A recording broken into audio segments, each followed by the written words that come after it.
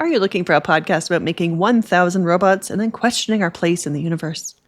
Then you must be thinking of another podcast. Oh!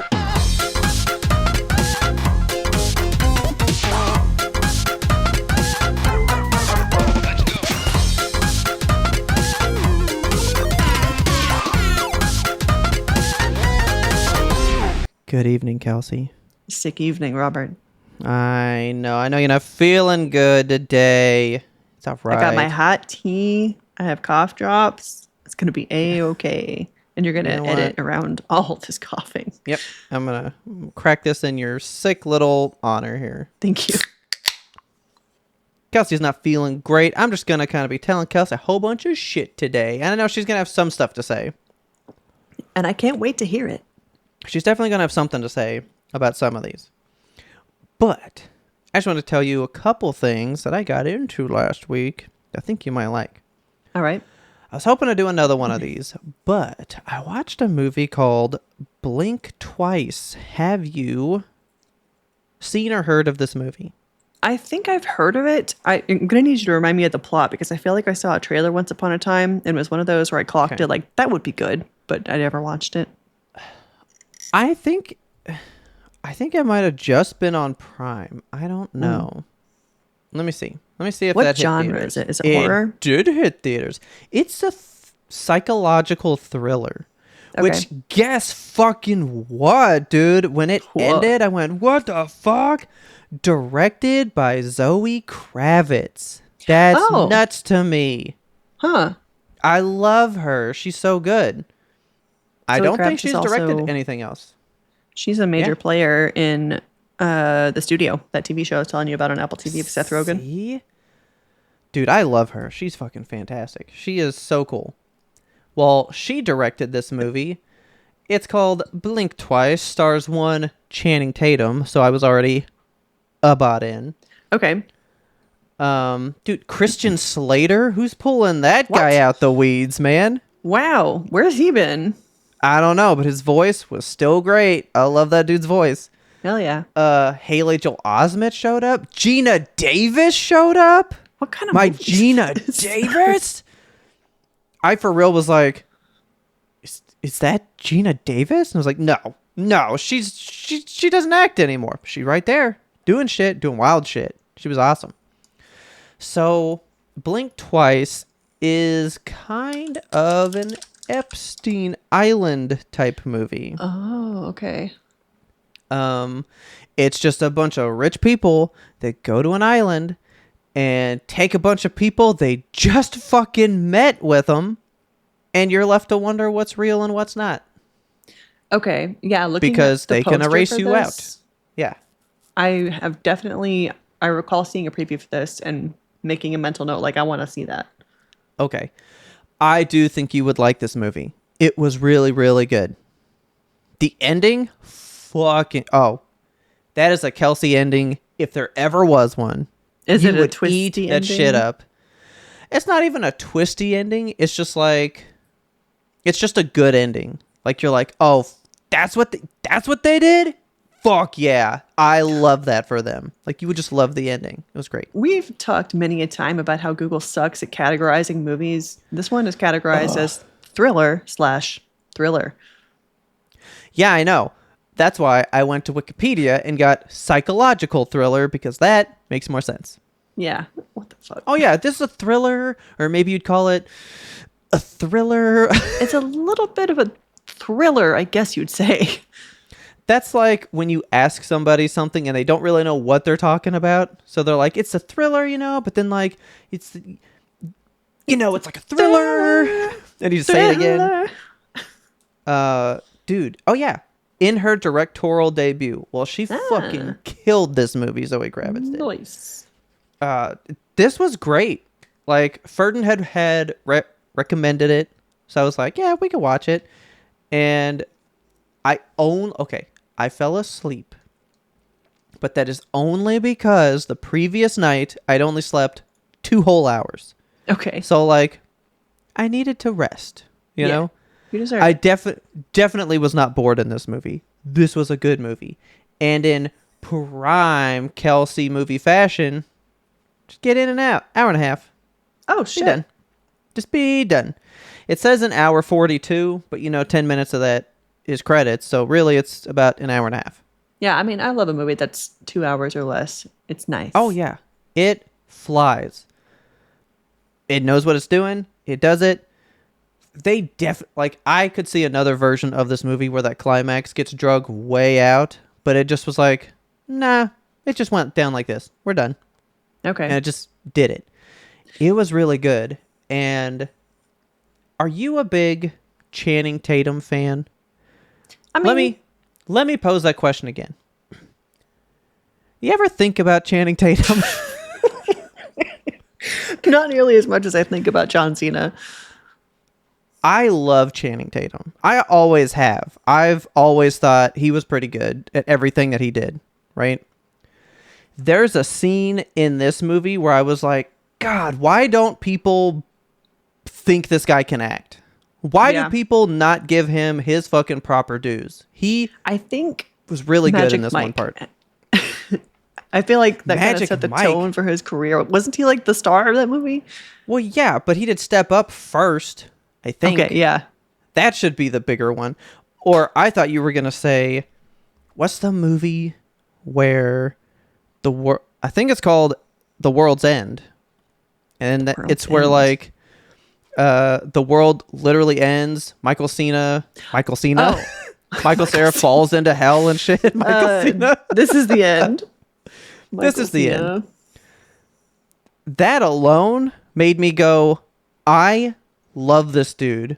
Where fucking he's in that full like leather suit and they tell him to get on his knees and he just busts down on his knees real quick. And I was like, this dude has no shame. He's just fucking funny. I like him. I was like, he's a great guy. Oh, I love Channing Tatum. And there is this one scene, Ferdin, you know exactly what I'm talking about. He does this thing like right at the end, and I was like, holy shit. Like I don't even want to say anything, but he does a thing. And I was like, this guy, when you let him do it, he can do it. Yeah, this looks like it would be up my alley. You said it's available to watch where? Prime? It is on Prime, but you do have to pay, I think. It says that it was in there for subscription, but it wasn't. And then oh no, I think it was, but I don't have the no ads version, and I'm not going to fucking watch ads, so I got it my way, so I can give it to you that way, if you would rather. That'd work. Yeah, it's I'm sorry, $20 on Prime. Like, what the fuck? I'm not doing ads. No.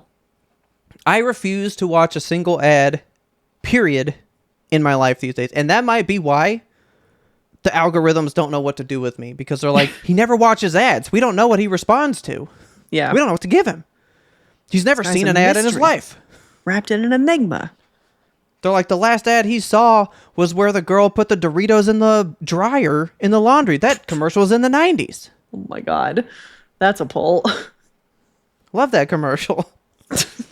But Blink Twice.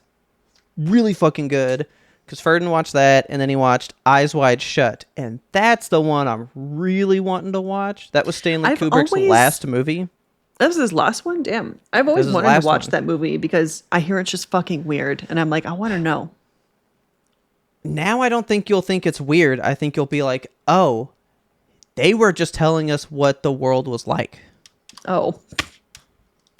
Like, it's specifically, like that one is specifically Epstein Island shenanigans and how they're so powerful they can just like, it's very Monster, because the idea is like someone sees that world and wants to out it, and they make him like not exist to the rest of the world. Like, they just wipe him off. Like, nobody knows who he is anymore. There was that other movie, I don't remember what it was called, but it was about a similar thing where like it's a lady on, I think it might be Emily Blunt, and she's on a boat, and she sees some successful people like murder somebody or something, and then they're like, that never happened. I don't know what you're talking about. And she just has to like stay on this boat with these people. I was gonna be like, is that girl on the train? But these are boats. It's like girl on a train, but a boat. I'm gonna say it's not this one. I want to know now. Let's see. Girl sees murder on boat. They Yeah. deny. Yes. Movie. Okay. Is it The Woman in Cabin 10? Yes. That's Keira Knightley. Keira Knightley. Okay. That sounds good, though. I'm going to put that on Yeah. the list. Yeah, that like just came out in October last year. That's pretty Yeah. nice. It's fresh. Well, I love Keira Knightley. She's great. Yeah, see? That kind of shit. So Ferdin was saying, like, after he watched Eyes Wide Shut, he was like, I bet they just fucking killed him after that movie because that exposed too much, I think. Kubrick. Yeah. Shit. I mean, he died before it came out. Oh, really? Like, it didn't premiere God damn. before he died. So I bet he screened it and they were like, oh, fuck. Don't talk about that shit anymore. So I'm still really curious in watching that one, and I will get to that one eventually. If you kind of were listening to the pre-ramble, you might know been digging into some older things as of late. Yes. So I didn't really put this together, but you remember last week I told you about the Skull Pandas, the My Little Pony ones, right? Yeah. I didn't realize why those existed. It's the year of the horse for the Chinese calendar. So Oh, yeah. horse stuff is like all over the place, and I guess Horse girls are thriving. that brought all the fucking bronies out of nowhere because my TikTok has been nothing but My Little Pony for a while. Like, Yeah. it's just been that constantly. So I was like, yeah, it's a pretty good show. I should finish it. And then I was making dinner one night, and I was like, I just want to turn something on in the background. I was like, what's one that had like a good song? So like, ooh, do the one where... Winter wrap up. No. I went season 2. I went Flim and Flam, where they bring the machine that makes the apple cider better than the family does. Of course. And Taylor was like, I can't believe you turned this on. And then she's sitting there like, God, why is this show this fucking good? I hate this. Why is it good? Why is it this good? And I've been getting a lot of history deep dives about My Little Pony lately. Did you know that Lauren Faust, who made it, who's the lady that made Powerpuff Girls, right? Mm-hmm. She had just come off Powerpuff Girls, and Hasbro, or whoever makes My Little Pony, was like, we want you to revive this TV show. And she was like, that's kind of my dream because I hate the original show. Hell yeah. She said she hated that show because all they did were have tea parties and cry. She was like, it was such a stupid show. So she was like, okay, I will remake this, but you got to let me give everybody like a character flaw that I just flesh out over the course of the show. So that's why everybody has like all their stuff. And I was like, see, the show was like really thought out. Yeah. And but now Taylor's doing animation, and I'm like, this is all motion tweening. And I'm looking at how it's animated and shit now. And I was realizing how good that show was. That show was like really good. And then it was making me think about how you don't know that you're making something that good at the time. Yeah. Because like you don't know what's going to happen next in the world. Like, what's the next big thing? Was your thing really that good? Mm-hmm. You know? That one was that good, dude. That show fucking rules. It's so good still. Robert's wearing a little My Little Pony shirt, by the way. Am. I sure am. This one Shay got me. No, a long time ago. But it's a fucking good show again, and I think I may need to finish it. Because I've still never finished it. I can't believe you've never finished it. Like, what happened? Why did you stray from the path of Because I righteousness? watched like 6 seasons in a row, and I was like, I gotta be done. I can't binge shows. Like, I can't binge shows when there's a backlog. Yeah. Like if there's a backlog to it, it's gonna take me a long fucking time. Remember, I was watching Dragon Ball, and then I took 2 years off, and was like, I should get back to it. And then I went back to it. And My Little Pony, I've taken like 10 years off. It's been a hot minute. It's been some time. Yeah, and I'm not rewatching it. I'm just gonna get to where I need to go. See, this is why our format for watching shows is so See? good. This is why we're doing our long watches. That's what I was thinking. It really, because like Attack on Titan has been 10 years since I watched it. Yeah. This is nice because I'm like, all right, I'm just going to do this, but like I have to stop. And that helps prevent the fatigue from setting in. Yeah. You know, You get to like 'cause, sit in it and think about it and talk about it. like, have you ever watched a show so much you're like, I am just tired of this character. I'm tired of the way they think. I want new people. I want That was new me with people, new Monster thoughts. the first time around. And I did the same thing you did because I watched it like, I think I watched like 50 episodes and then I stopped watching for a full year and I was That's like, I far can't too fucking many. do this. Yeah. And then I watched the last like 20 or so and I was like, that was the end. That's how we wrapped it up. And I was so pissed at it that I had to step away forever and then come Exactly. back with you. I think we need to get away from bingeable TV. I Yeah. think that has run its course. I think it has its place. I think it has its place with reality TV. Sure. Crank out some reality TV, be done. But like sometimes you gotta take a break. You gotta step away for a little bit. But You know? see, weren't you just talking about how you want to binge The Pit? You're tired of watching it week by week. Because that helps that feeling. And I do wish I could, but I cannot wait. I have to watch it every week. Yeah. And I agree with the fact that it is creating more buzz for that show. Hands down. Because So much every buzz. fucking week, you water cooler moment it. Yeah. You know? Every week. And that's the thing that we lose out with binging. Because you talk about it on the water cooler Monday, and never again. It's not 8 Mondays in a row, you know? And then it builds and it gets bigger. Like, I would love to watch The Pit in one go because then I would feel the frenetic energy all at once. But I agree that can be like a round 2. Like, experience it this way and then go in for like the time crunch. I would love to watch the show in a day. Start at 7 and go till like Clock in 9 for your o'clock with shift. them. Yeah. I think that would be so fun. That would be great. That would be the first season was so hard to watch. This season, I have not cried nearly as much. And I wonder if it's because I'm watching it piecemeal or if it's because they're doing less hard hitting stories this time. I mean, there are some really tough stories, though. Honestly, this is way less hard hitting to me so far. Yeah, there hasn't been. They had, dude, can we talk for a second? Dude? Okay. So the first season, they had that like elderly dementia patient guy who was confused and know where he was. And I found that extremely difficult to watch because of what I went through with my dad. And like the parallels were too similar for me. I had to skip that storyline entirely. This fucking season, they have a guy with a goddamn brain tumor. I'm like, who is out there writing shit specifically to wound me? But whatever.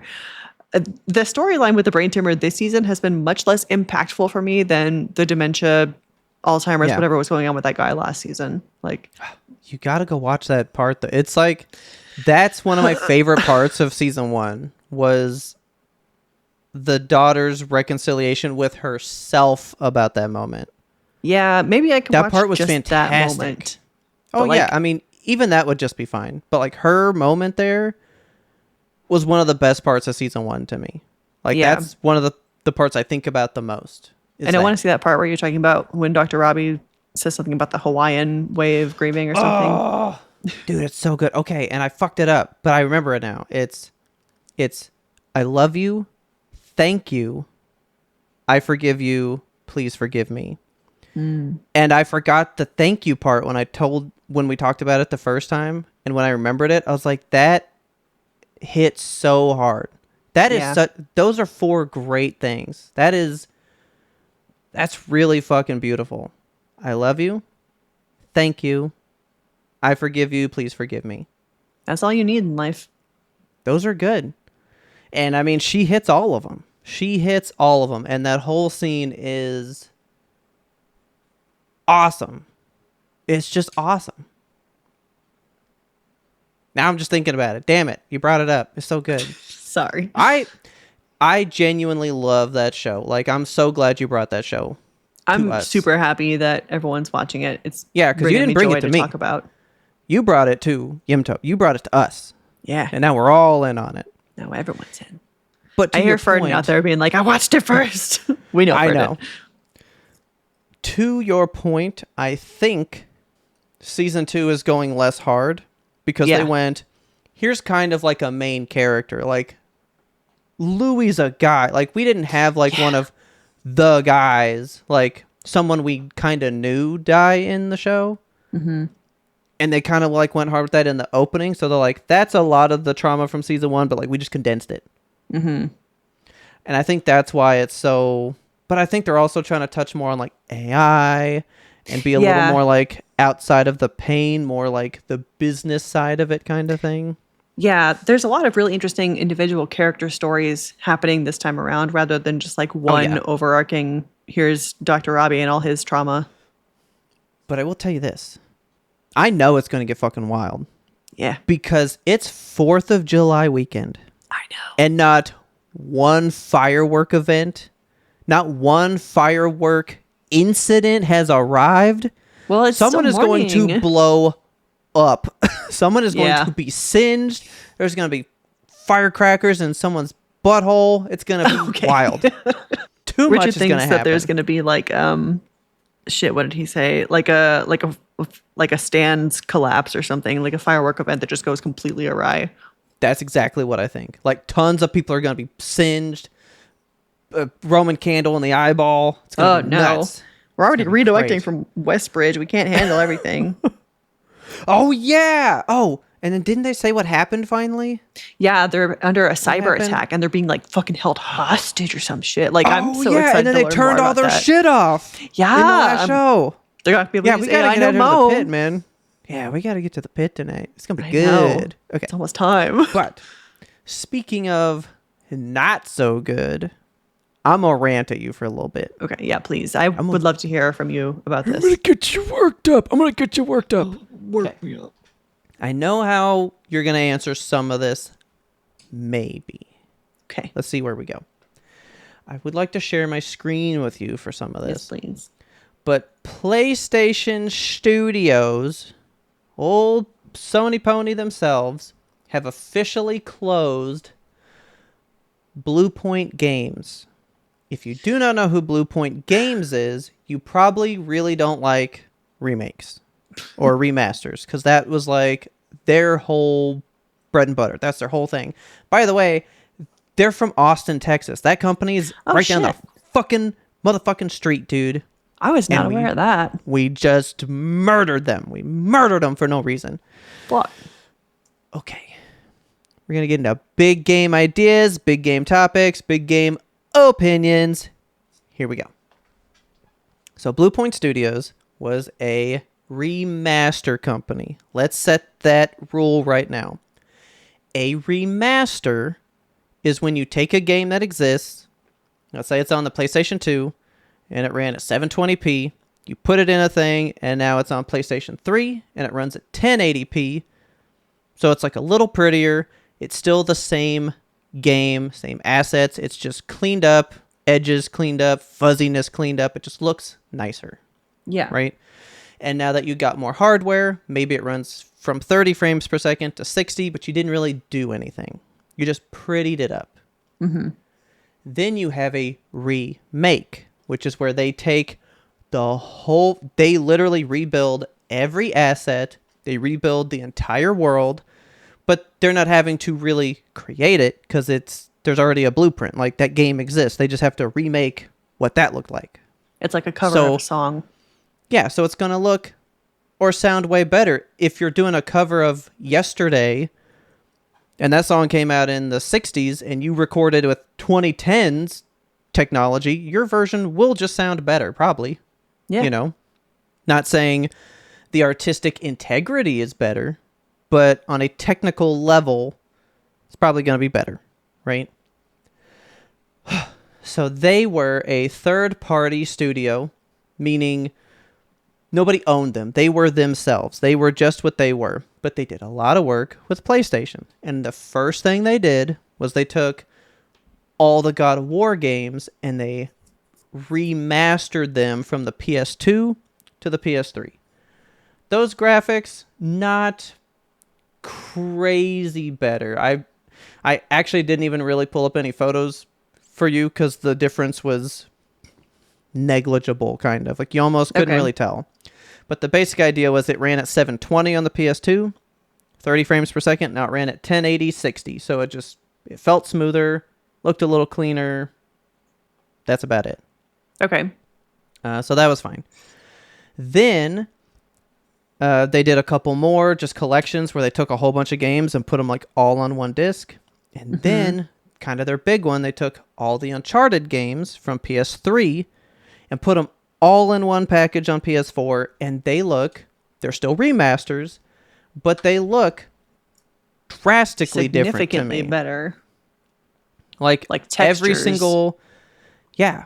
He's always smooth faced in the old one, and now like he actually has stubble. You know? Look at how waxy they looked. Look at this shirt. It's gross. And now like here's like an example of like 720 kind of blurry to 1080. It's just crispier. Sully's got wrinkles. Yeah, like it's still a rematch. It's not from the ground up crazy, but it looks good. Here's how I was explaining it to Belinda at work today. Because I think remasters and remakes, and I was one of them, are kind of looked down on. I think they were.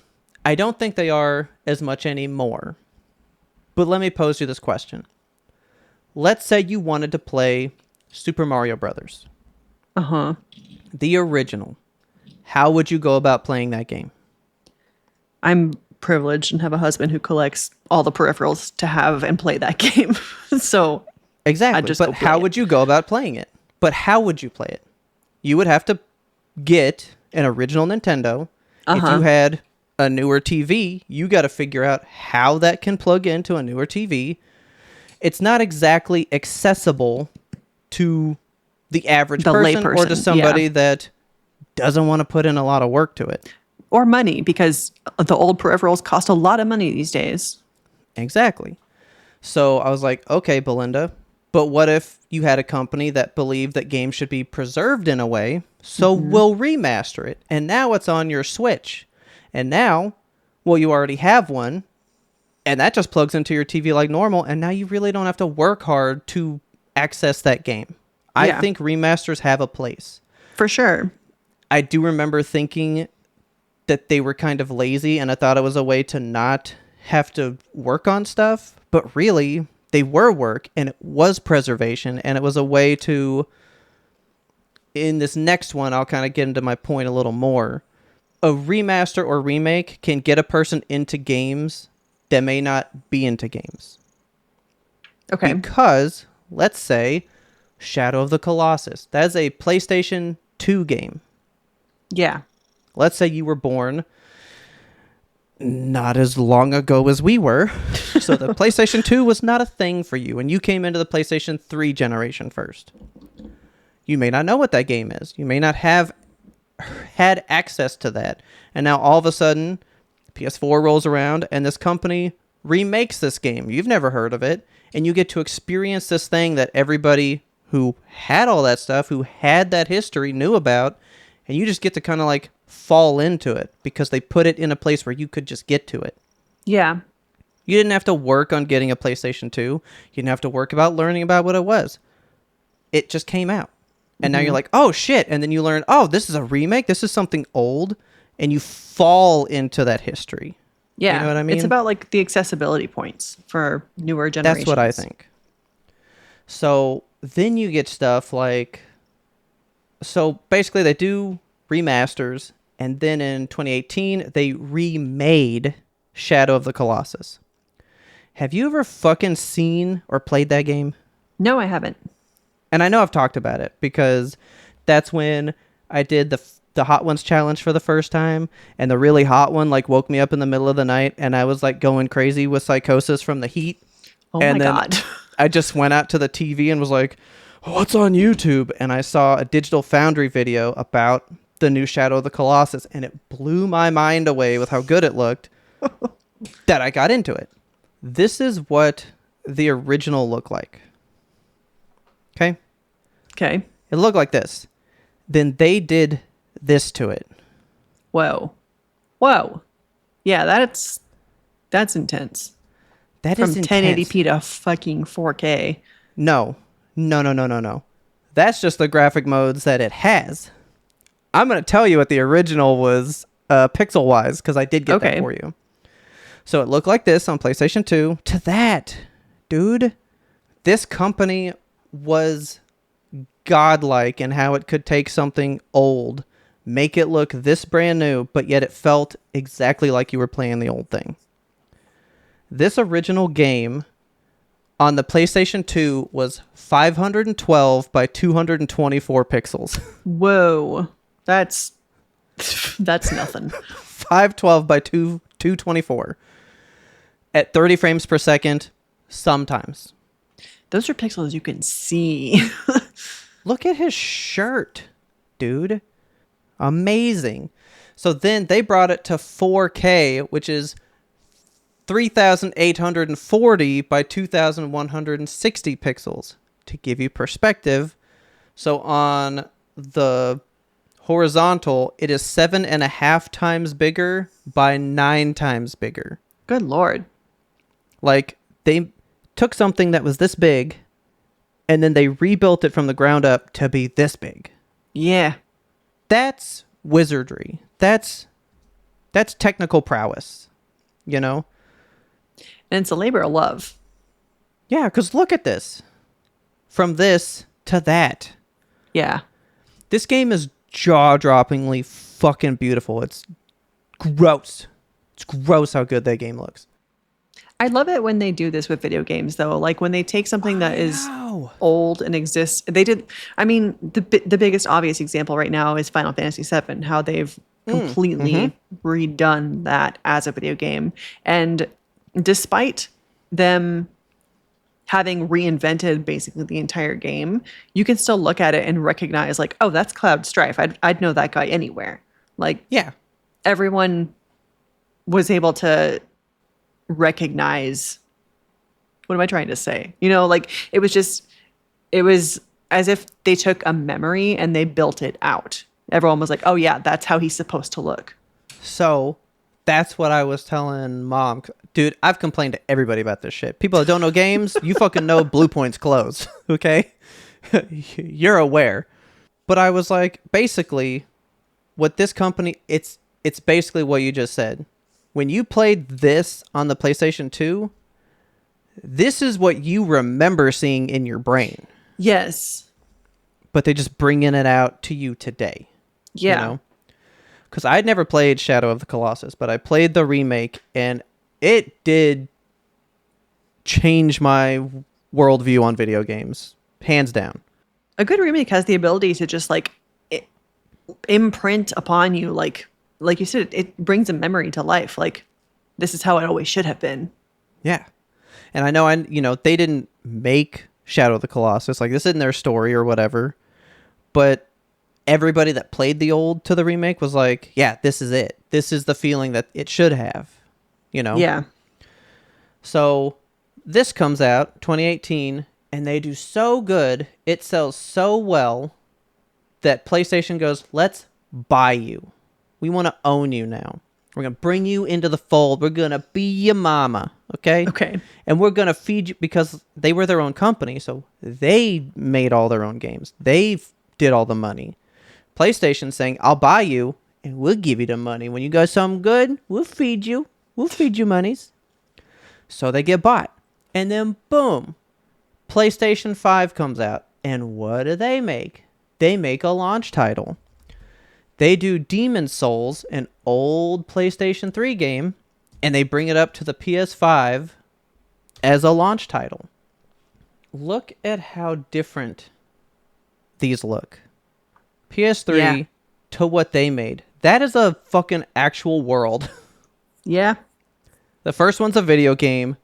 This is a real life photo. It has to be, but it's not. It's their game. That guy's just standing in a swamp. So they do this. Everything's great. And then here's where all the problems come in. Okay. So I'm learning more, and I'm trying to represent this as accurately as I can. When you are owned by like a bigger studio, so even though you were owned by PlayStation, they don't tell you what to make. You still come up with pitches and say, hey, this is what we think we want to do next. And they go, yes, Here's the money. Go do it. They don't dole out and go, we want you to make this game. Okay. And then you go work on it. Like, every studio still has their own creative control and picks what they want to do. Right? Mm-hmm. Well, in all that shuffle, we get the guy that made Horizon, Herman Holst. He is promoted to the head of PlayStation as a whole. He was over the studio that made Horizon Zero Dawn, and now he's over PlayStation, the brand. That's a big fucking jump. That's pretty large, yeah. And apparently his life's brain's mission in life is Fortnite's a game that makes $1 billion a year. Oh my we God. should just be making Fortnites only. No. He loves live service games. Everything should be a fucking live service, and we should just be making $1 billion a year, but like 6 times over because we got 6 of them. So apparently he's the one that was like, hey, Naughty Dog, make a Last of Us live service game. And they worked on it for like 3 years. And remember, last year, they officially canceled it because they were like, we don't make those. We make single player, so no. We pulled it. We're done with it. It's never coming out. I'm glad that Over. they did that. Well, apparently, it was just kind of nudged upon Bluepoint. You've done a lot of God of War work before. What if you made the God of War live service game? Oh my God. What about God of War says live service game? What can I do every week in a God of War world like that? Yeah. I don't fucking want that. That sounds horrible. It's like Diablo 4 when they made that one feel much more live service than Diablo 3 did. Yes. Why? Why do we want this? Yeah, like I just want a really nice story. Yeah. Now, in all that I've told you, what does Bluepoint sound like they're good at? Sounds like they're good at remakes and remasters. Well, how come every time they'd pitch a new remaster or remake, Sony would tell them no? Apparently, they said, what about Resistance? What about Sly Cooper? What about this? What about this one? And then apparently, for at least 7 years or more, everybody goes, now's when they'll announce Bloodborne for PS5. Like, it's finally going to move over. Bloodborne's like the thing. They worked on a Bloodborne remake for like months, and PlayStation told them no. Do you know how many people literally ask for that? That is one of the biggest ones out there, yeah. I feel like Bluepoint was also rumored at one point to be working on the KOTOR remake. Probably so, because guess what they do? They also run support on games for people. They ran support on God of War Ragnarok for Sony Santa Monica. They didn't make it, but they helped them do it. And I bet that's why that game looks so fucking crispy. You saw how Shadow looked. Yep. They got the magic. They got the fucking sauce. So, they just decided to close them because they didn't make the games that they were bad at making. So we're going to close them. This is easily one of the biggest gaming travesties ever. This is horrible. Sony just continues to impress me with how much bullshit they can make the world suffer through. I swear to God, it's like they put a new person at the helm every so often, and that person's like, what's my worst idea ever? Let's do that. We just needed the guy right before Jim Ryan. Yeah. Who ran PlayStation before Jim Ryan? Because While that you're guy... looking that up, did you hear that Phil Spencer has announced that he's going to be retiring? That's okay, though. I'm not okay with that. He took them out of the console world. Yeah, and they've been really successful. But they haven't been that successful. They've got the whole cloud thing that they're doing. They have the Xbox. But that's the thing. They won't release their numbers. Like, they've never released their money because it's probably not what you think it is. Why would you not be transparent if you were doing well? Maybe they're Everyone making too else much money. posts. They don't want us to know. They are not no. They lost so many people during the price hike. Yeah. That's why they put it back down. That was a stupid ass move. But who joined back? Because most of the people I know that had it that went down didn't re-up. Either they left it or they stayed on a lower tier. Yeah. That's just less money now. Because I never bought it back. Sean went down a peg. I don't know what you guys are doing. If you do both or just the PC one. Because, like, their peripherals aren't making money. I feel like it sounds good. And it could pay off if the world just became that. But until I see Xbox on the Switch, I don't think it's working the way they want. Yeah. Like, they're all three of them not making great decisions. So to further that again, let's just hit Nintendo. Let's hit all fucking three of them. I didn't plan on this. Pokemon Pokopia is coming out next week on the 5th, right? All right, so you guys are listening on the 2nd. 3 days from now, Pokemon Pokopia is coming out. The game is exclusively on a game key card. Okay. So I refuse to buy that because why would I buy a game key card when I could just buy it digital and not have plastic that has nothing on it?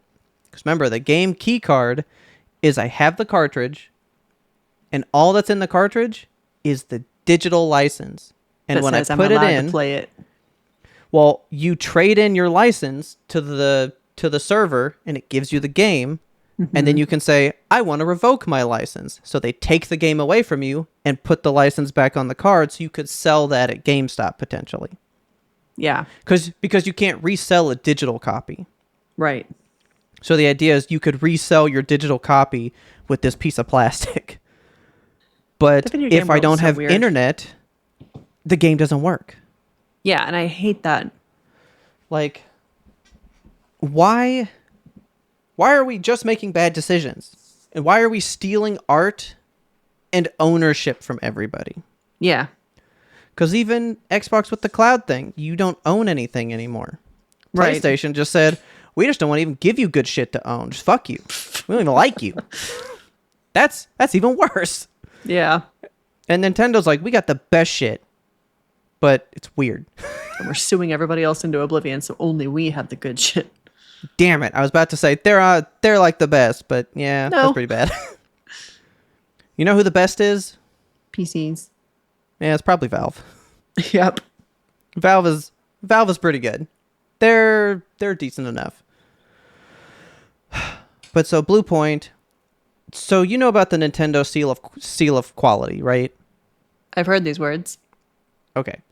On every Nintendo game, the Nintendo seal of quality, they're the only company that does it. The little gold seal. Yep. There it is on my Metroid Prime 4. Boom. It's down there. Okay. Boom. The Nintendo seal of quality means this game fucking works. You're not going to have to worry about anything. It will work. You can't buy a game from PlayStation or from Xbox or from Steam knowing it will work. It's not a thing. Yeah, I don't like that. It's not true. But it's true. That's what patches are for. You release the game broken and you patch it out later. No game works. All these PlayStation games on the PlayStation Pro, their version of anti-aliasing, their PSSR bullshit thing, doesn't work on half of them. So like when foliage is there, it has like a haze in it and it doesn't render properly. Yeah. It doesn't break the game, but it's not a quality game. Yeah, it's not quality. The game may operate, but it's not quality. You get a Nintendo game, there's quality behind it. Yeah. And nobody else does that. I don't remember why I brought up the fucking seal of quality thing. But like, we need some reassurance of something from somewhere. Oh, that's what I was saying. When you saw the name Blue Point, that was a fucking seal of quality. When you saw that name, you knew this was great. Okay. And you fucking killed it. Now I gotta go, well, I hope that company runs good. You just took away a seal of quality from me. That'd be like if Yeah. Nintendo said, we're not going to put that on games. I would be worried about all their games. For sure. Now that Blue Point's not making games, I don't trust a lot of remakes now. The God of War remake is coming out. Who's doing that? I thought it was going to be Blue Point. And I was ecstatic. Yeah. Now I don't know. Now it's probably going to be shit. I'm genuinely worried about that remake now. That really sucks. I hate that they've closed. I hate Sony for closing them. I actually was telling people, I was like, I think I got to renounce Helldivers. Because that's a live service game that makes that guy think that that's the way to go with PlayStation. What about Call of Duty? That's on the Xbox. It's not quite live service because like you don't It's a have battle to really pass. pay to do but you don't have to get that. It's still live service though, because Fortnite is live service, and you don't pay for Fortnite. Yeah. Same with Overwatch too. I or mean, just you got Overwatch now. weeklies. Yeah. I guess if you have any type of challenge per week, that's live service. Yeah, and I haven't played that lately. Like, I don't want anything live service to get any love at the moment. Yeah, Because that's fair. that guy thinks that that's the way to go. He thinks he's going to make another fucking Fortnite. That's an anomaly. You ain't But I don't making a know that it fucking is. Fortnite, dude. I mean, look at Valorant, look at Overwatch, look at all the other live service games that continue to just year over year prove But that this is a look at how money-printing many machine. fail, though. What about Concord? What about Yeah. Anthem? What about so many others? Concord, remember, got pulled 2 days after it came out. Yeah. Then there's the ones you don't even hear about. There was a real big one called like Lawbreakers. I remember heard hearing of it. about it. It got pulled 2 weeks later because it had like 20 players online, like legit God. 20 players, 20 people That's- in the world. Arc Raiders right now is big, I think, Yeah. Huge. but like, is that just because of Burnt Peanut? He's like a real big thing in it. Is he doing Arc Raiders? That's his fucking thing. That's the only reason I know what that game is, because I've never heard of it until that, and I don't think I could play that game. Because if people came up and killed me, I would feel so bad. I'd be like, Yeah. "You're mean to me," and I would hate it. I played Valorant like twice, and I was like, this sucks. I don't like it. Yeah, but that's like you're actually competing against a team. Arc Raiders, you could team up. You Yeah. could work together, That's true. but you chose to just fuck me over, and that would make me feel horrible in humanity. Yeah. I couldn't do it. So I'm scared of that game. But anyway, let me see how long I ranted. Not as long as I enough? thought. Good. Because I was worried. I'm just... Go play you some Blue Point game stuff, guys, because they're not closed until like March, like early March. They're still operating now. Okay. Maybe they can know that there's love. And you know, because Kelsey's favorite guy, Jason Schreier, he's Yep. investigating big time. And Ooh, he's good. probably going to drop some shit out there because it feels like the head of PlayStation purposefully killed them. Yeah. That sucks. Because I think the only things he wants out there are Horizon games because they just remade it in a Lego game. They just released a live service game. Horizon has a whole bunch of shit coming out and happening. Man. It's like he wants his thing to go forward, nothing else. Anyway, I'm done being mad. Kind Okay. of. With that, would you like to get into what we know the people are here for? Yes. Let's do it. Welcome to Severed, a podcast suite that offers a rotation of content centered around true crime to paranormal cases. Severed True Crime covers high to low profile true crime cases like The Westfield Watcher, The Staircase, The Keepers, and other binge-worthy favorites on Netflix. Severed Paranormal peers into the corner moon windows of the Amityville Horror House, the Conjuring House, and other mysterious cases, locations, and urban legends. I'm Harry Chambers. And I'm Drew Hudson. We want you along for this investigative and haunting roundup. Scare you soon. All right, here we are at the 1 hour mark. Get ready to be here for the 3 hour mark. No, I'm kidding. We probably won't go that long. I just woke up from a dream. So that's how we open Attack on Monday every single time. Every time. I've been thinking about that Because song. The closer we get, the more heartfelt we're probably going to start crying when we sing it. Maybe. Okay. So I've been thinking about that song. I've been thinking about that song because we don't know what the fuck it means. They keep on like I know circling. a little bit about that. Okay. Like, Keep I know on a little bit. circling back to him just like waking up and he's underneath the tree.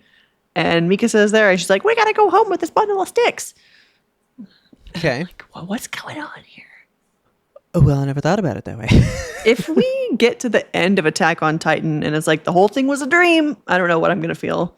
Well, honestly, because you said that, I have in my notes right here for episode 12, this scene in his mind. There's this whole scene with him like that's in his brain that's not really happening, but he's living in that dream. Yeah. Kind of. Yeah. Oh, you're so you- right. We're going to start you- dissecting this Yeah, song. you're making me think. Okay. Anyway, Anyway. I have to swap because we're always gonna look at this while we do it. yeah. So this is episode 10. I don't have the titles pulled up. That's over here.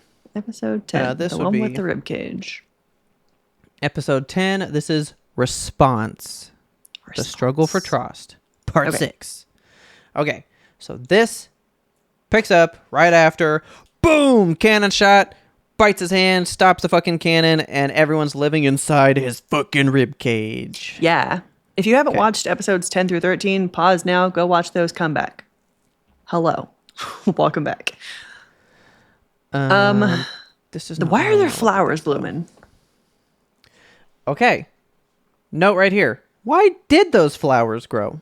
Yeah. That's what What's I going wrote. on with that? Because Armin looks down and he's like, those flowers weren't there before. He Like, said what's that. going on? And I was like, yeah, because before I just wrote the flowers again. Because Again? well, remember I said that they animate flowers so well when we first started the show. Yeah. And then I was like, again with these fucking flowers. But then Armin was like, those weren't there. And I was like, oh, maybe flowers are going to mean way more. And that's why they're animated so good. maybe they will. Okay. But I don't know. So, yeah, so it opens up there. I don't really need all of this. This show, But specifically this episode, did something that happens a lot in anime that drives me fucking nuts. Where Okay. they stop and they're like, we only have 15 seconds to convince these guys. And the entire episode takes place in those 15 seconds, basically. Dude, that's like when I learned that every episode of Dragon Ball, like, so like the end of like the Frieza fight was like the biggest thing in like anime as a whole. It's like 30 shows. That's 5 minutes a time. Yeah, they really just like stretch it out because And I'm they, like, I watched that for 3 years. well, yeah, they'll sit there and they're like, you only have 15 seconds to convince the guys. And then they're like, let's have a flashback real quick. And then an internal monologue. And then Well, yeah. a full-on Socratic seminar here where we're going to discuss the pros and cons of what's going to happen and your options. Let's weigh the options. You So have see- option 1. That's the thing that I was telling you about last time. I hate it when they just like tell me what's kind of happening. Yes. You know, just do the shit, man. But I know that's anime's bread and butter. They have to like go, you better feel this way because that's how Yeah. that guy feels. Understand exactly what he's feeling in this moment so that you know it's time to cry. And you the know. shot that we're looking at right now, it is certainly time to cry. It's Armin like staring up through the rib cage at the fucking clouds looming over Titan Aaron's head. It's so spooky. Look at that, dude. Dude, the drawing in this show is so good. I But really. why did I write this though? What'd you write? I just wrote color palette because there was like a thing. Okay, so I wrote color palette, the flowers again, and then I wrote layering again because there's a whole fucking scene in here where they keep putting like all the cadets in a row and it's just them like slowly panning so you see their faces come out of Yeah. each and they do it like 5 times. I was like, It's like I they just get learned how it. to animate that trick. You love doing that, but that's enough. That's enough That's faces. enough slices, you know? The color palette in this scene, though, it is very like muted sepia, except for these flowers that Armin looks at. He's like, "Hey, flowers." Yeah. There was something I wrote down. I think it was because like it turned like blue tone. Some weird color palette thing happened. I think those purple flowers are the same flowers that pop up when he's sleeping underneath that tree. Is this whole thing a I'm gonna dream, have to think Robert? about that. No. Like this? Absolutely Yeah. not. Okay. No. So I do know that at least in this moment, we're not stretching out time. The steam and the smoke from when he transformed is keeping them hidden, so they don't know where they are, and they're trying to like get the cannons ready to kill them. Yeah. So I know that this at least is taking a couple minutes. You know? Yeah. And he just keeps going like, oh, I gotta get to the color palette. That's why I did it. So I was like, yeah, dude, they do these like fancy color palette swaps. Yeah. You know? It just looked striking, and I was like, yeah. I love the close-ups of their eyes. Anytime they do a close-up of eyes, I'm here for it, dude. Yeah, they it's look really great every time. The way that they draw irises is very entrancing. So many little lines. Yeah. So this is them basically figuring out what are we going to do, because they definitely don't believe I'm good now. I literally just turned into a Titan in front of them. Mm-hmm. And then I just wrote down Armin's sad speech. Yeah, I wrote down, shit, Armin's really coming into his own now. Yeah. And he was like, I'm just a burden. I'm just dead weight. You guys have always hated me. And I always drug you down. And he's having all this shit. And then my next note is, why am I crying about confident Armin? Because as soon... That shit got me. Because he's like... Aaron goes, okay, if you think that you can convince him that we're good, I'll follow that. But if not, I'm just going to fucking turn into a Titan and I'm running away. But if you do say to me, I got this, I'm right behind you. Yeah, And he's it like, I believe in you. Yeah, and it flips his whole perception of their relationship for the past like 10 years of their life. And Yeah, he's like, that's the little... Here's that little flashback moment, and it is really emotional.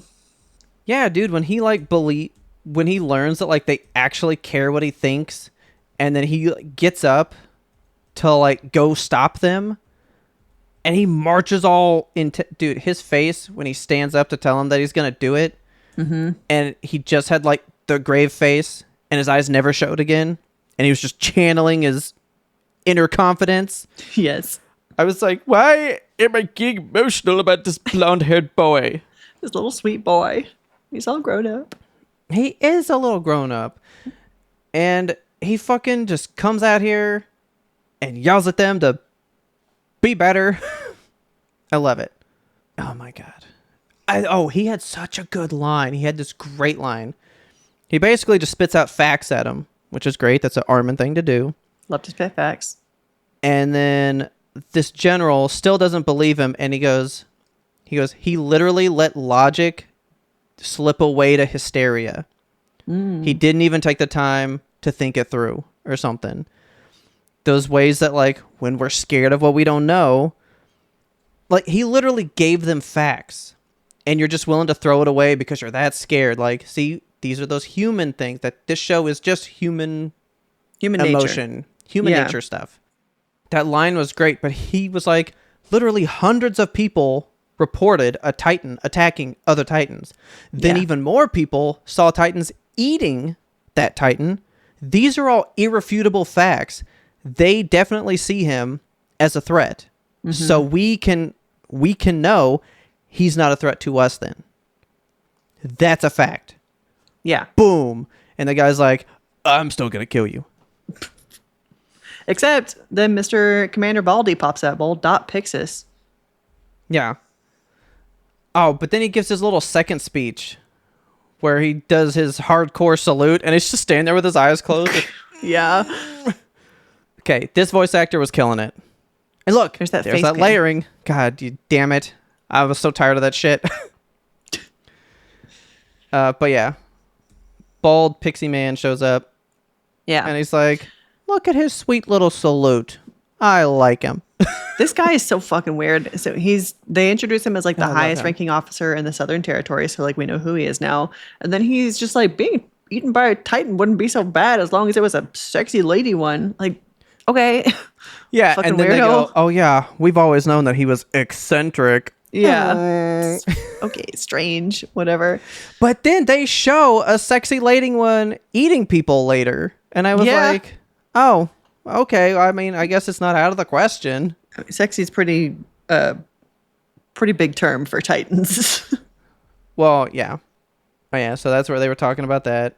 And then I actually really like this where he just like, here's the story at, and he's like, okay, this is cool. So what's the plan? And he's like, I think we could get him to carry this big rock and block the way. Yeah. And then he goes, all right, well, can you do it? And he's like, well, I would feel irresponsible to say yes because I don't even really know what I can do. And he's like, let me rephrase that. Are you willing to do it, Aaron Yeager, the master of wills? And I was like, oh, you said the magic word to this kid. Yeah. And then he just, goes, oh, I'll fucking carry that rock. You watch me. And this show's all about gold eyes. You ever notice that? Everybody's got fucking gold Yeah. eyeballs. I was wondering about that, if there's like any symbology or something on it. Oh, we also get some zoomed out shots of the actual territory in this, and I feel like now I have a better perspective on like how fucking big this place is, because before when they were like 200,000 soldiers died, I was like, that seems like all of them, like that seems like the entire population. But when we get a zoomed out view, like there's whole mountain ranges within the territory of these walls, so I'm like, okay, this is big. You know what bothered me? That these walls aren't even fucking round. They're so lopsided and crooked and shit. They're going And I over was mountain like- ridges. I was like, your map does not depict this properly. I was like, these Okay. walls are not round, guys. Make a Poor map to cartography. scale. Yeah, I want proper shit. That'd be just like saying Texas is a square. No.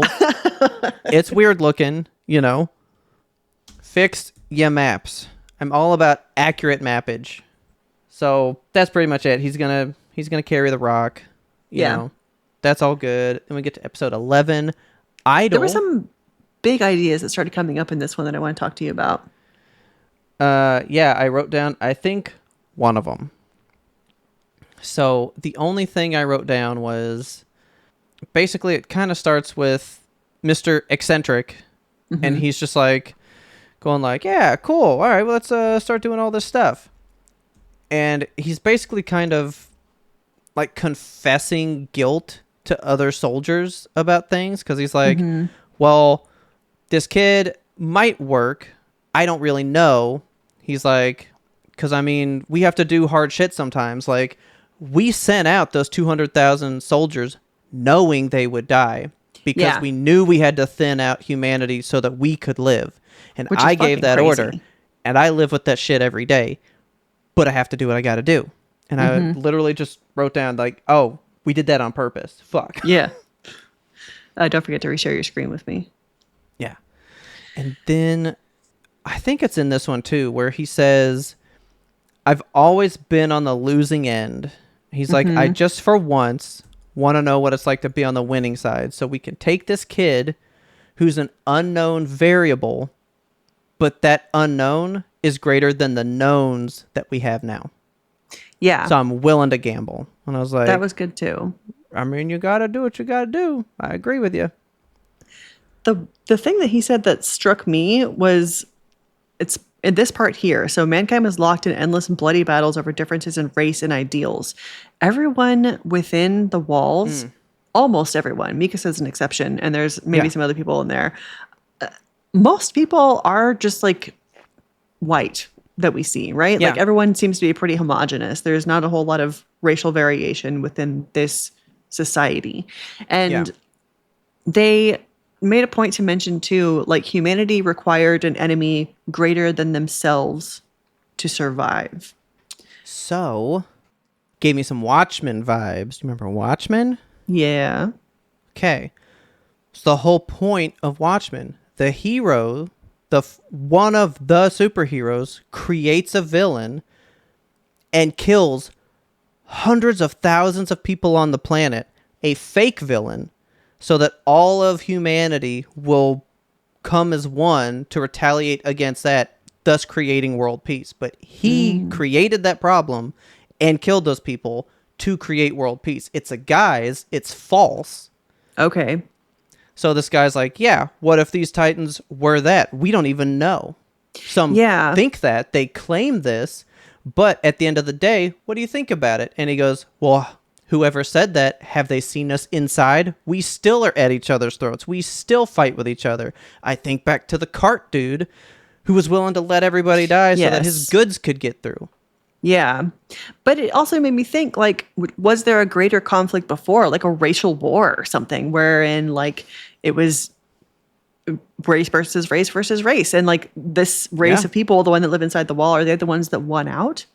Because all the Titans also kind of look the same, right? Like, Yeah, there's, they're all pretty much white as well. yeah, there's no different race Titans. And I don't know if that's just because it's anime and there's not a whole lot of racial differentiation in anime in the to begin with. Yeah. But most of the people in here are also, like, very German coded. Like, they all have very Yeah. German names. So I'd like to find the name of the one that was like scared of Aaron and stuff. He had a really cool name, but it was very super German. yeah. And I kept going like, I wonder what Kelsey thinks about this guy. You know? I did love that scene where he's like, hey, you want a swig? You never say no to a drink that somebody offers you. You just don't do it. Yeah. Even if you spit it out because you're a kid. Yeah, that was another moment that made you remember, like, oh yeah, this kid's like 15. Yeah. So what about this then? To your theory, you just notice how big this area is. Even with the walls and mountain ranges in it, I would still say this is probably just one country. Still just Yeah. one place. True. Let's just say it's still wildly big. Let's just say it's the size of the entire United States, and all this land is within those walls because we have That's a lot mountain of ranges land. and shit, right? But think about how much world is out there still. So to your point, where there are wars with all over the world, and this is the only world that this knows because they walled themselves in. What if we walled ourselves in the United States and we lose the idea of, Asian people, European people, Russia? Like, what if we lose knowledge of that because we've walled ourselves off? How much world is outside these walls? Yeah. And We is don't this know. just happening here? Like, is this a known thing where it's like, don't go to the US? They have fucking Yeah. Titans. And think about that too. In one of these, so it's the next one though. Armin was like, remember there's sand that stretches on forever. There's ice that stretches on forever. Yeah, there's mountains of ice. There's fiery water. Like, there's all this other stuff out there. This is literally just one isolated part of this world because we don't have some of that here in the US. Yeah. You'd got to go to Antarctica. You'd have to go to Africa for like the Sahara Desert. Those things are so far away. I bet this is the tiniest bit of this overall world. And this is probably just one society of people. And they've walled themselves off from all other parts of societies. I wonder if there are other societies out there that are also battling Titans. These are questions I really don't know the answers to. It's nice to, Like- to contemplate on them. Like, I don't know that. I don't know if they ever, like, how much they expand out, how little this conflict really could be, Yeah. I don't know. Because you're right. Now that you've seen it, even though there's mountain ranges and there's, pretty wide area between the walls, this is still probably just the size of a country. All the walls together, Yeah. And probably not even a big country. I mean, you're looking at, like, Portugal, maybe. Yeah. I was thinking, like, Austria, somewhere up there. Like, this is just, like, probably the size of a European country. Like you said, they're all very kind of German coded. Is this just a European area right here? Is the wall an allegory for the Berlin Wall?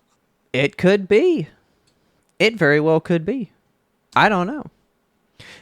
This is the year's like 845 or something. So we're in Something like that, yeah. we're in like eights. So I mean, Medieval times. but is this just a restart of culture? Because they've got cannons and stuff. Is this like, You know how, like, in a lot of post-apocalyptic stuff, like, we had cell phones and shit, but then we lose that when we kind of crumble, so now we're back to a base form, but it is after that, Yeah. you know? I guess the Were year is we more arbitrary. progressed? Yeah, were we more progressed, and this is technically Earth, but in a distant future where we've restarted the calendar because we lost track of the old, you know? Yeah. I don't know. I'm choosing to believe more of like the alternate timeline type of thing because it feels almost kind of steampunky the way that they have those like gas run Spider-Man hookups. I was going to say this too, because you said, and I agreed, it's very German coded. Mm-hmm. But the town he was from was like Shingashina. That's very Yeah. Japanese sounding. Yes. And I don't know, like, if it's just my exposure to anime wherein they have a lot of German stuff, but between Monster and this one, I'm like, there's something going on. There's something in the water. I know that they were allies in World War II and whatnot, but what's going on? That is actually a pretty good thought as well. I really don't know. I'd be curious to like learn more about why Like the writer. German culture makes its way into anime. Yeah. Because even like the architecture is very Germanic. They have those like idyllic little cottages with the the framing on the outside. Yeah. See, I would like to learn more about the writer now and see like where they kind of come from, you know? Yeah. What they experienced or kind of what they're trying to go for. It's so like balancing my need to research what I'm watching with not getting spoiled is very, I'm living in I mean, a tidal pool. looking up stuff about the author, I don't think would give a lot about the story for the show, potentially. But who knows? So, the idea with episode 11 here is they are fully going through with this plan of, all right, we're going to, because for some reason Titans flock to where there's a group of people, so we're going to hold ourselves in the corner, draw all them away, and then just Aaron and a couple people will sneak around to this rock. He's going to transform, pick up the rock, chunk it in the hole. Bob's your uncle, we win. Slam dunk. Monstar style. And man, this is why you never get good at your job. So the head general dude, he picks like these 3 people and he's like, you 3 are going to be what makes humanity live or not. You're going to protect Aaron and just know. But like he like just flat out goes, if you fail, we die. You win, we win. It's a lot of pressure. Yeah. Also, a lot of pressure.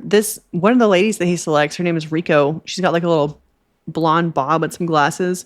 She bothers me because the whole time that they're like running to go do the rock thing, she's like, Bobby's a human being and you're going to kill him if you fail. And Jeremy, he's real. He's got feelings and you're going to kill him if you fail. Don't forget about Rita. She's a real person. Like she just is naming a bunch of people and it's like, they're all dead if you die. If you mess it up, we're all going to fucking die. Like you were not helping things. I mean, but at the end of the day, it helped. He is 15.